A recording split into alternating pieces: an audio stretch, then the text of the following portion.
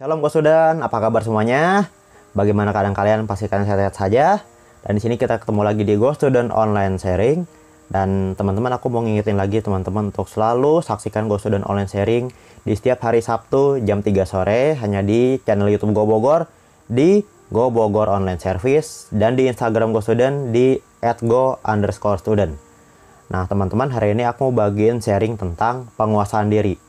Nah, sebelum ini aku mau kesaksian dikit bahwa beberapa waktu terakhir ini memang aku ini orang yang susah sekali menguasai diri, bahkan sangat kurang menguasai diri, sehingga apapun yang saya lakukan memang tidak menjadi baik, sehingga bahkan dalam pekerjaan saya, dalam aktivitas saya, semua menjadi tidak baik karena saya nggak bisa menguasai diri.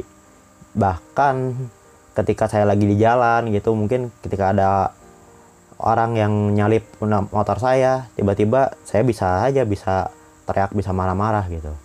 Dan akibatnya itu tidak menjadi baik, bahkan bisa menjadi buruk, bukan karena salah orang, tapi karena akunya yang nggak bisa menguasai diri gitu. Dan dari sini aku mulai belajar lagi untuk aku harus bisa lebih menguasai diri lagi. Dan di sini aku baca sedikit ayatnya, ada di Amsal 16 ayat 32, yaitu orang yang sabar melebihi seorang pahlawan, orang yang menguasai dirinya melebihi orang yang merebut kota.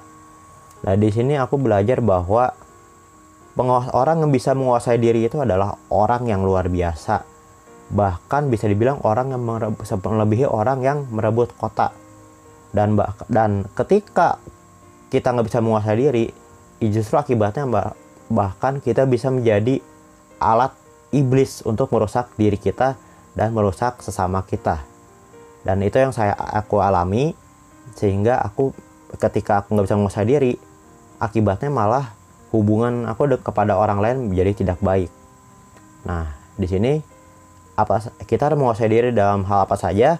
Dan di sini aku bagian ada 3 hal. Pertama itu adalah kita harus menguasai diri dalam emosi kita. Nah, ini kita baca ayatnya di Amsal 29 ayat 22. Si pemarah menimbulkan pertengkaran, dan orang yang lekas gusar banyak pelanggarannya. Nah, di sini kalau kita nggak bisa menguasai emosi kita, kalau kita mudah marah, itu bisa membuat hubungan bisa menjadi tidak baik, bahkan bisa menyebabkan pertengkaran.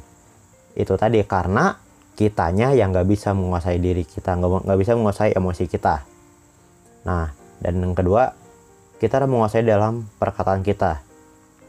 Kita baca ayatnya di Amsal 12 ayat 21. Hidup dan mati dikuasai lidah. Siapa suka menggemakannya akan makan buahnya. Nah, di sini kita kan sering dengar ya peribahasa mulutmu harimaumu. Nah, di sini kita harus menjaga perkataan kita. Karena jika kita berkata yang salah, berkata yang tidak baik, itu bahkan bisa menyebabkan hubungan dengan orang lain rusak.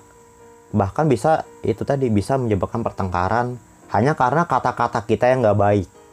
Itu. Dan yang ketiga itu, kita harus bisa menguasai diri dalam perbuatan dan keinginan kita. Nah, kita baca ayatnya di 1 Yohanes 2 ayat 16. Sebab semua yang ada di dalam dunia, yaitu keinginan daging dan keinginan mata, serta keangkuhan hidup, bukanlah berasal dari Bapa, melainkan dari dunia. Nah, di sini kita harus bisa menjaga keinginan kita. Apakah keinginan kita itu bertentangan dengan firman Tuhan atau tidak? Nah, kalau keinginan kita, ketika perbuatan kita tidak sesuai dengan firman Tuhan, maka itu tidak akan menjadi baik. Bahkan bisa menyebabkan hubungan dengan orang lain bisa menjadi buruk, bahkan bisa pertengkaran. Nah, dan bagaimana caranya agar kita bisa menguasai diri kita? Caranya adalah dengan bangun hubungan intim dengan Tuhan.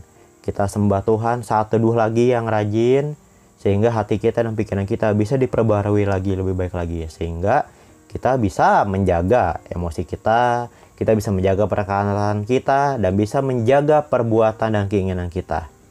Ya, itu tadi sharing saya hari ini. Semoga sharing saya bisa memberkati kalian semua. Dan terima kasih semuanya. God bless you.